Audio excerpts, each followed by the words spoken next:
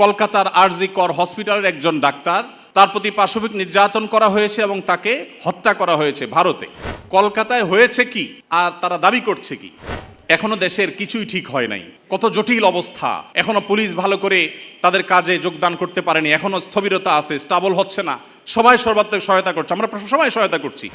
এই শুরুতে এসেই দেখেন তারা একটা পর একটা দফা দিচ্ছে এবং সেখানে এদের দফার সাথে দফা দেওয়ার জন্য, দাবি দেওয়ার জন্য উপদেষ্টা মহোদয় তাদেরকে বলছেন এবং বলছেন ঝাঁপিয়ে পড়বেন তিনি এই দাবিগুলো বাস্তবায়ন করবার জন্য। প্রায় সবগুলো দাবি সম্পূর্ণ অপ্রাসঙ্গিক। তারা জানে না এদেশের ওলামা একরাম তাদের শেষ রক্তবিন্দু থাকা পর্যন্ত এ সকল অনাচারের বিরুদ্ধে তারা কথা বলে যাবেন।